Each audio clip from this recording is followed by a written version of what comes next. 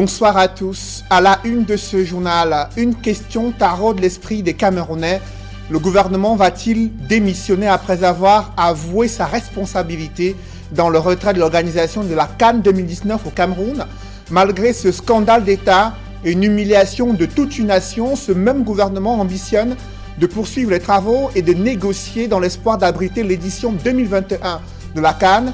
Mais au regard des goulots d'étranglement et des dysfonctionnements criards, les experts ne croient plus vraiment en la capacité du gouvernement de réaliser un tel espoir. Nous en parlerons en ouverture de ce journal. Alors que les regards sont rivés vers le palais de l'unité dans l'attente d'un nouveau gouvernement pour le septennat des grandes opportunités, Paul Biya multiplie les audiences et aujourd'hui, il a échangé avec l'ambassadeur de France durant près de 3 heures sur la situation dans les régions anglophones. Nous en parlerons dans le journal de 20h.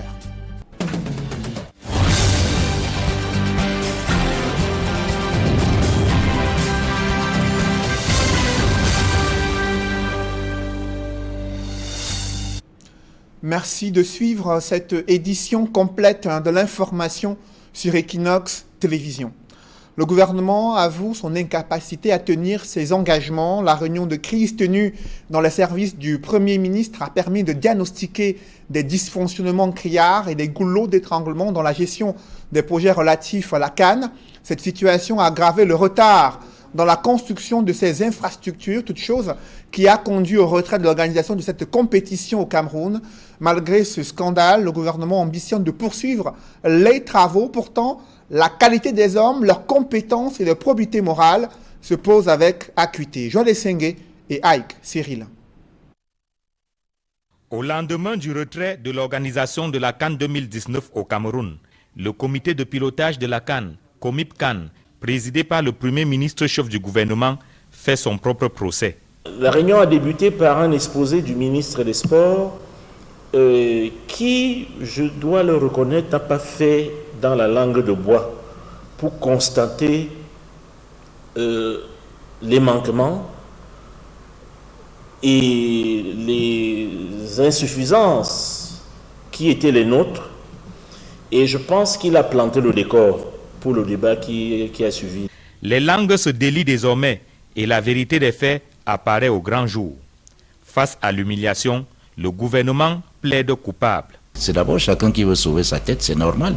Les rats quittent le navire, parce que tout ce qui était à cette réunion d'hier, il n'y a personne qui peut se prévaloir d'une certaine virginité là-dedans. Ils ont été solidairement coupables, à 80% comme ils le disent. Ils ont trahi la solidarité gouvernementale, ils ont trahi celui qui les a placés là, ils ont trahi le peuple camerounais. L'ambiance de la réunion de crise, présidée par le Premier ministre, tranche net avec l'atmosphère qui a précédé la décision de la CAF. Il y a quelques jours encore, c'était la grande sérénité. Moi, je me souviens dans les réunions précédentes, à chaque fois que vous soulevez une inquiétude, on vous rassurait toujours. Et même, vous risqueriez parfois de passer pour un alarmiste. L'une des résolutions de la rencontre du COMIP-CAN porte sur la poursuite des travaux afin que les chantiers soient livrés à temps. Mais faut-il prendre les mêmes hommes pour recommencer? Le chef de l'État devrait frapper du poing sur la table. On se rend compte qu'il était au courant de beaucoup de choses depuis. Il les a laissés faire, ils ont cru être les plus malins.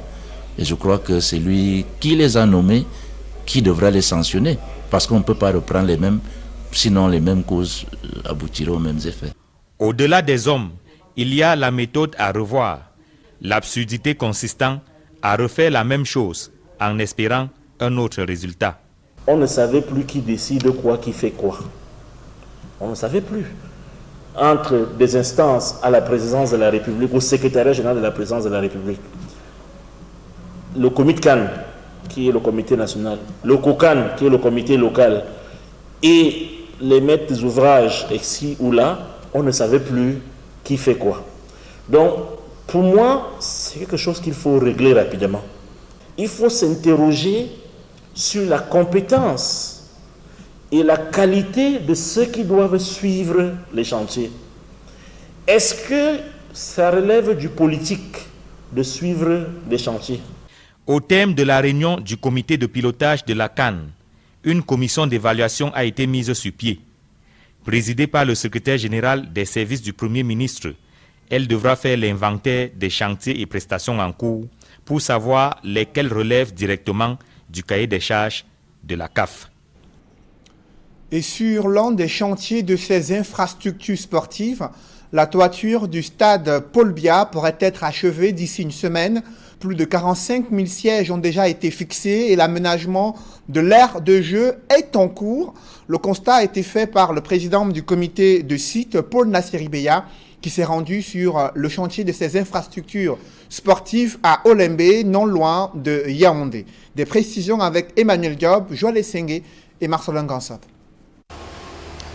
Une semaine après la décision de la Confédération africaine de football qui continue à alimenter les débats dans les chaumières, le gouvernement maintient la pression sur l'entreprise Pichini.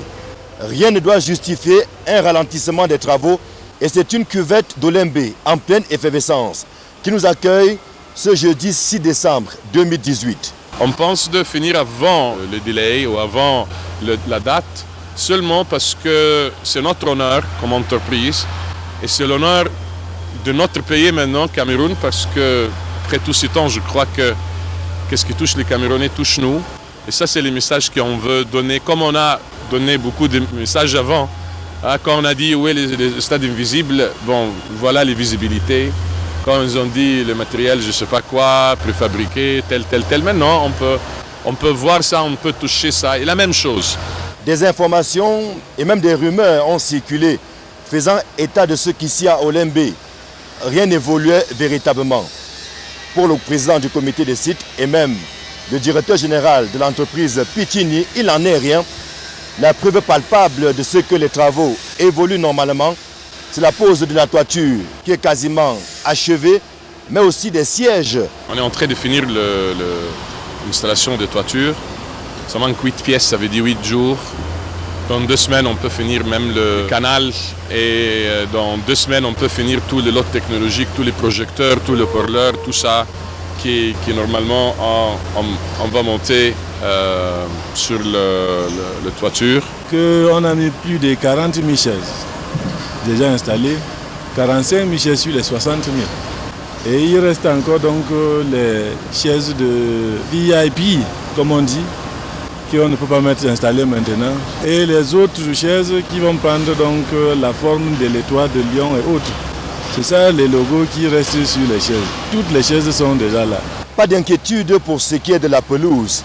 La plateforme qui devrait l'abriter est en voie de dégagement.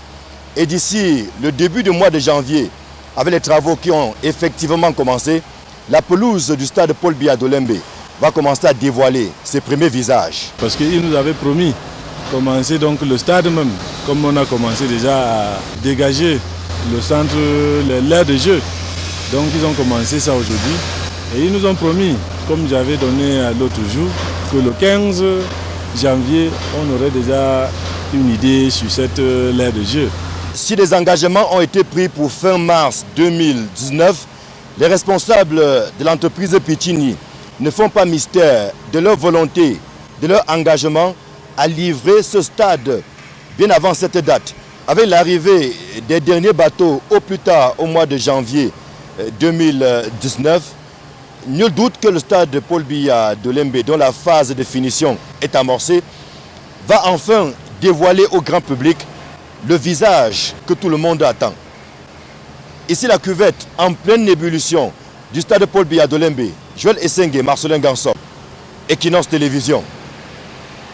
Alors que tous les regards sont tournés sur le palais de l'Unité dans l'attente d'un nouveau gouvernement du septennat des grandes opportunités, le président de la République multiplie les audiences. Ce jeudi, Paul Biya s'est entretenu avec l'ambassadeur de France au Cameroun.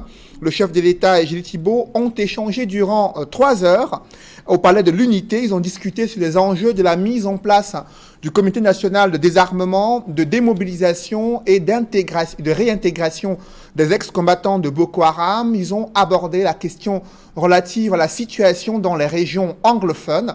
Le diplomate français et le président de la République du Cameroun ont également abordé la situation sociopolitique dans la sous-région Afrique centrale et le mouvement de contestation observé en France depuis quelques semaines. Après avoir critiqué la gestion gouvernementale de la crise anglophone, des parlementaires allemands ont fait le déplacement de Yaoundé pour discuter avec la commission du bilinguisme et du multiculturalisme à propos des actions gouvernementales visant à mettre fin à la crise anglophone et cette violence meurtrière observée depuis près de 2 ans dans les régions du nord-ouest et du sud-ouest. Des précisions avec Joël Essengue et Guy Zogo. La commission de désarmement, de démobilisation et de réintégration des ex-combattants est un exemple qui s'est vu ailleurs. C'est ce que viennent d'estimer les parlementaires allemands qui se sont rendus à la commission pour la promotion du bilinguisme à Yaoundé tout en souhaitant qu'elle soit une réussite au Cameroun. This is a measurement that has been successful in other countries, so hopefully this will also be successful here in Cameroon. De plus, les parlementaires allemands disent soutenir la mission première de la commission qui est la promotion du bilinguisme. The promotion of bilingualism in Cameroon, I think it's one of the pieces that the Cameroonian people could bring forward to get peace and stability in this country, which we think is very important because we've got a very beautiful country here. Cet appui, poursuivent les députés allemands, va être axé sur les jeunes. Our contribution, of course, is, for instance, in promoting economic cooperation and development. And we've got, we were also in the extreme north, and we were having a look to projects there, which is focusing on the youth, and that's what we take with us. Or also continue with focusing on the youth and on the role of the women here in this country, because I think this is very important. C'est la deuxième délégation allemande qui se rend à la Commission pour la promotion du bilinguisme et du multiculturalisme en l'espace d'1 mois. Récemment, c'est Robert Dolger, haut fonctionnaire au ministère des Affaires étrangères allemand, qui était reçu par Peter Mafani Moussongue. Dans le reste de l'actualité, l'aménagement des drains fluviaux a provoqué un bras de fer entre les habitants installés dans une zone à risque à Douala 5 et la société en charge des travaux. Ces populations ont manifesté contre la modification du tracé des 10 travaux qui les exposent à des démolitions. Après des multiples négociations infructueuses, l'option du déguerpissement forcé a été activée. Ces populations victimes des casses crient à l'injustice. Reportage Xavier Foka et Innocent Abega.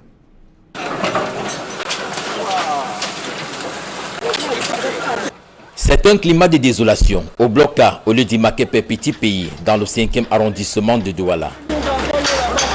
Les populations assistent impuissantes à la démolition de leur habitation. Tout doucement, l'engin détruit tout sur son passage.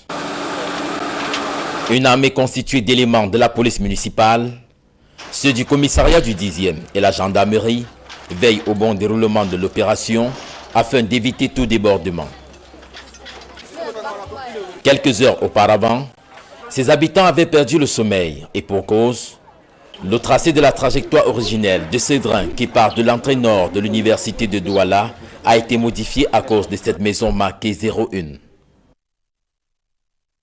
La population a beaucoup plaidé que non, si c'est comme ça, là, ça va beaucoup casser les maisons. Il les a dit comme bon, quand ça va quitter ici droitement, ça va tomber là-bas dans l'eau et ça va commencer à prendre un peu de chaque côté. Tout le monde était d'accord.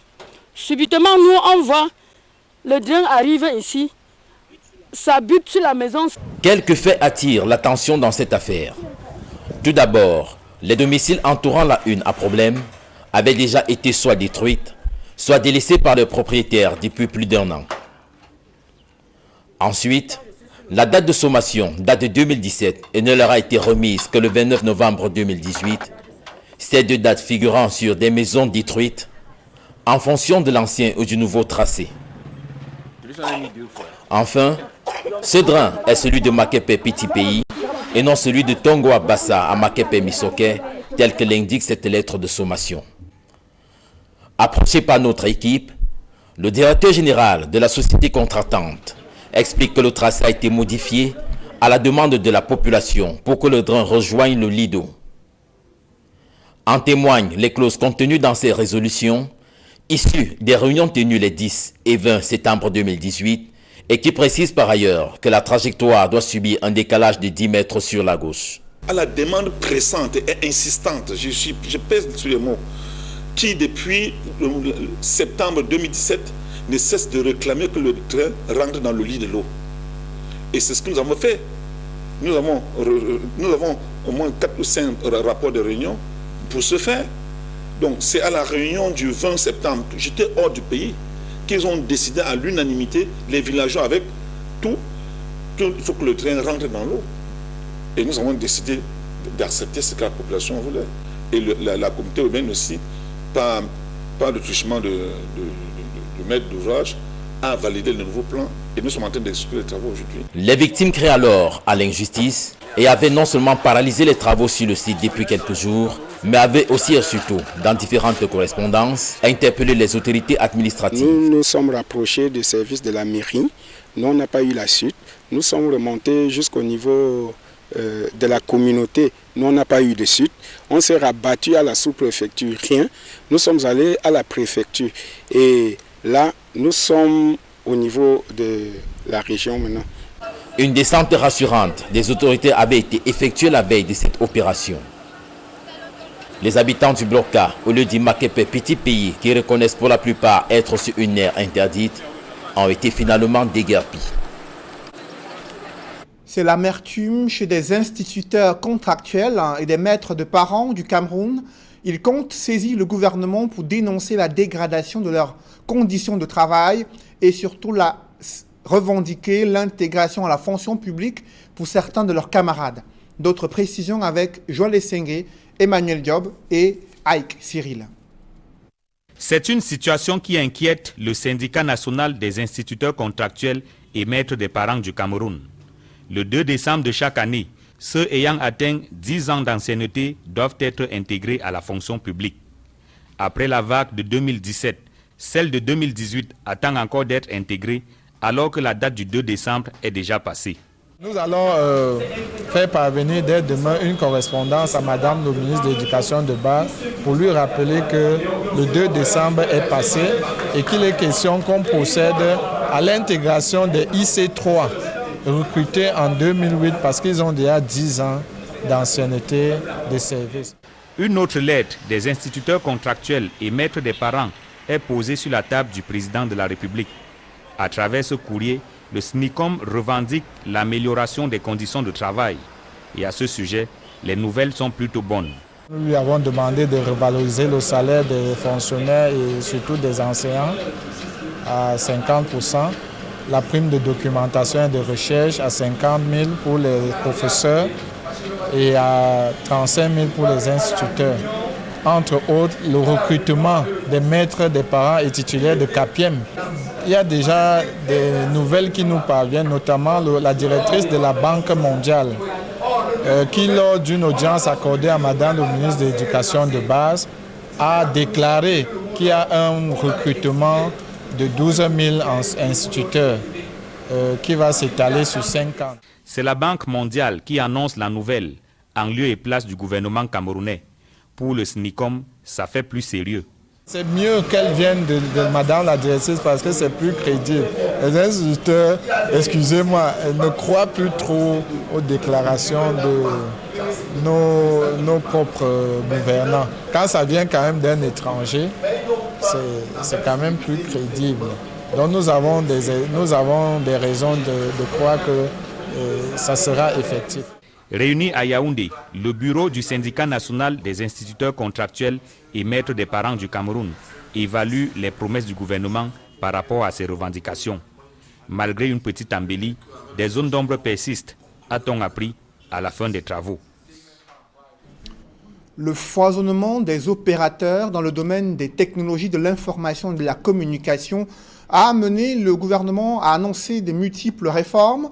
Cependant, ces réformes n'ont pas permis d'explorer le potentiel économique de cette nouvelle économie numérique. Pourtant, il y a déjà de nombreux manquements et dysfonctionnements observés de la part de certains acteurs et le gouvernement a tenu à les rappeler à l'ordre lors d'un séminaire qui s'est tenu à Ibolova. Des précisions avec Roger Takala et Kate Diarra.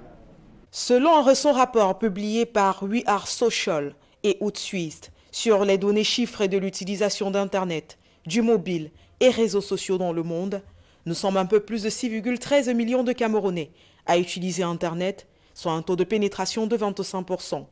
Le même rapport évalue à 2,9 millions le nombre de Camerounais qui en 2018 seraient actifs sur les réseaux sociaux. Un chiffre qui, mis à contribution, pourrait fortement booster l'économie camerounaise, à condition toutefois que le secteur dont il est question, à l'occurrence les TIC, soit structuré. Aujourd'hui on parle de WhatsApp, on parle de toutes autres choses, d'applications, les Twitter et tout ça. Et ça c'est le développement technologique. Et avec tout ça là, il faudrait que le gouvernement soit en mesure d'organiser le marché de manière que tous les Camerounais soient en mesure de profiter pleinement dans cette évolution technologique. C'est dans cette optique que s'est tenu à Ebolova un séminaire destiné à mettre sur pied de nouvelles réformes du secteur des TIC en vue d'accroître leur portée et de réglementer leur utilisation à travers un cadre institutionnel. Il faut que le gouvernement, qui est un État régulateur, régule également ce qui se passe dans le cyberespace. Notre loi sur la cybercriminalité était sortie avant que nous n'ayons abordé la 3e et la 4e génération. Ça veut dire qu'il faut la revoir. Au cours du séminaire, les régulateurs des télécoms et d'Internet, à savoir l'ART et l'ANTIC, seront appelés à revoir leurs méthodes et à les adapter à la réalité dans un contexte de rapidité des utilisateurs. La mise en œuvre des réformes arrêtées au cours de ce séminaire est fixée au premier trimestre de l'année 2019. Cet atelier de Bolova est très important et décisif pour la réforme du secteur. Nous croyons que, comme tous les acteurs sont présents, qu'ils vont valider ces termes de référence et que la Banque mondiale va donner sa non-objection pour qu'avant le premier trimestre 2019, qu'on commence déjà à mettre en œuvre les travaux qui sont prévus dans ces termes de référence. Parlons à présent du festival culturel du peuple Bamoun qui fait vibrer des milliers de visiteurs à travers des activités ludiques et culturelles qui sont menées sur son site du côté de Fumbane. Des précisions avec Leclerc Sakem dans ce reportage.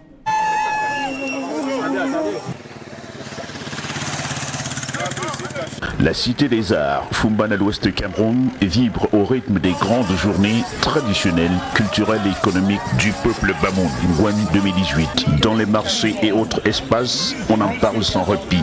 L'économie marchande prendra un cours à ceux qui sauront faire bon usage, à l'instar de cette coiffeuse dont son salon ne désemplit plus. On pouvait organiser le Ngouane chaque semaine. Franchement, ça me ferait vraiment plaisir parce que ça me permet de renflouer mes caisses. J'ai les clients à tout moment, je dis à tout moment. Déjà ce matin, voici la 3e tête que je coiffe. Alors que je suis montée ici là à 7h30, 8h comme ça c'est la 3e caisse. Même son de cloche dans cet atelier de couture. Nous avons eu beaucoup de commandes grâce à ce festival et que nous souhaiterons et nous aimerons que ce festival continue comme ça davantage. Si après même un an on pouvait célébrer ce festival dans le Lune, ça nous fera vraiment plaisir. J'ai eu pas mal de commandes, mais je suis en train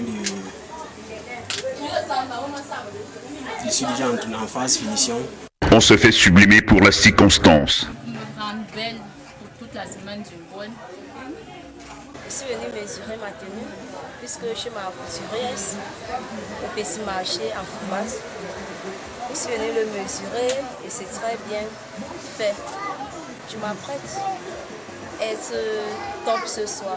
C'est au pied de ce table où sont disposées les 7 pierres représentant les 7 personnes que furent instaurées les prémices de la démocratie et où naquit le premier royaume Bamoun sous la conduite du roi Charé. Nous sommes en 1394. Le sultan Ibrahim Bombodjoya l'a visité ce mardi. Il s'est incliné par la suite sur la tombe du fondateur du royaume Bamoun. Le premier roi du Bamoun est venant de Rufou. C'est là quand il y a eu la guerre. Donc, on a coupé sa tête, on a fui. Comme il y avait trop de guerriers qui poursuivaient le roi charien, qu'on appelle Jimon Charles. Il a fui avec sa tête. Arrivé ici, on a gardé ça ici. On a gardé ça ici. Donc, C'est pourquoi tout ce qui se passe dans le Bamoun, voilà le cerveau. Le cerveau du Bamoun, c'est ici. Là-bas, c'est là où le roi a pris le pouvoir. Là, on appelle ça Mbangwa. Ce directeur d'école et ses élèves n'ont pas raté le train de l'histoire. Nous sommes fiers aujourd'hui d'accueillir le roi sultan Ibrahim Bombo Njoya dans le cadre de la célébration du Ngouan 1918. Et ça entre toujours dans la culture, puisque dans l'éducation, vous me demanderez si ça pouvait gêner l'éducation, ça ne peut pas gêner, puisqu'il y a même des rubriques qu'on nous demande même d'enseigner la culture nationale.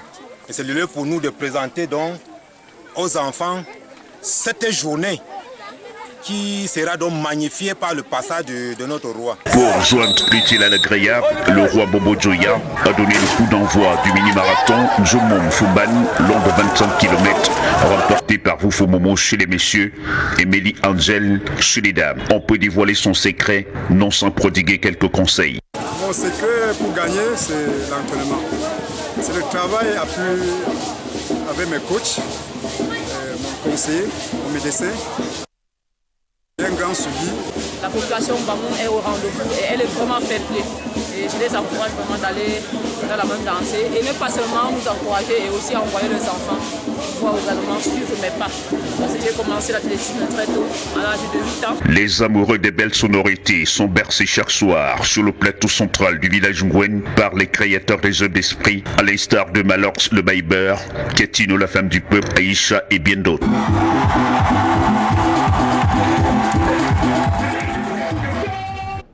En bref, à présent, à l'international, la justice française autorise l'extradition de François Compaoré vers le Burkina Faso. Le frère de l'ancien président déchu, Blaise Compaoré, est mis en cause dans une enquête sur l'assassinat du journaliste Norbert Zongo, tué en 1998. La justice burkinabé qui souhaite le juger à cet effet. Un reportage dans ce journal, arrivé en fin de formation, des étudiants de l'Institut ISTAG ont fait leur démonstration de leurs compétences durant des soutenances qui se sont déroulées lors d'une cérémonie riche en sons et en couleurs. Reportage. En 2050, on sera dans une proportion de 12 à 13% selon l'estimation. Ces étudiants de l'université ISTGAC sont désormais des docteurs. Ils ont brillamment réussi leur cycle doctoral qui s'est achevé par cette phase de soutenance qui a eu lieu au campus de l'ISTGAC, ici à Douala. C'est face à un jury de spécialistes ainsi qu'en présence des membres de leur famille et amis que ces étudiants ont soutenu leur PhD. Le défaut d'assurance aujourd'hui est une bombe sociale dans 20 ans.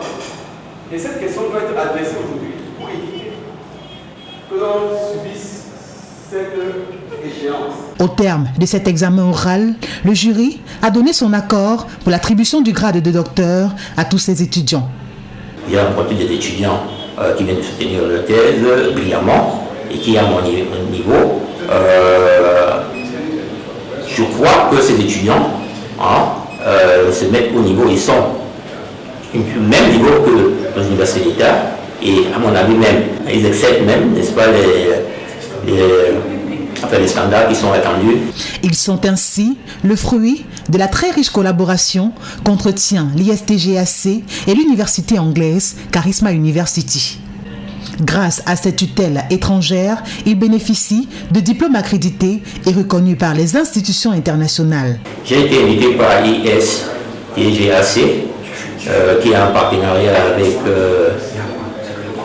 Charisma University, qui est une université en West Indies, pour participer à une soutenance de thèse, de doctorat. Ceci montre que les partenariats entre les IPES, les universités publiques camerounaises, et les universités dans le monde, seulement dans le West Indies ou bien aux États-Unis ou ailleurs, ce partenariat est gagnant-gagnant et que nos étudiants ont vraiment intérêt à se rapprocher des IPES qui ont des partenariats étrangers et qui peuvent les aider à poursuivre leurs études doctorales.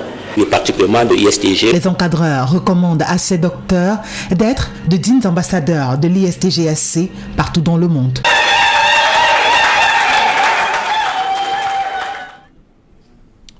Mesdames, messieurs, c'est la fin de ce journal. Merci de l'avoir suivi. Juste après cette édition de 20h, retrouvez Serge Alain Autou et ses invités pour le débrief du journal sur le plateau d'Equinox Soir. Serge Alain.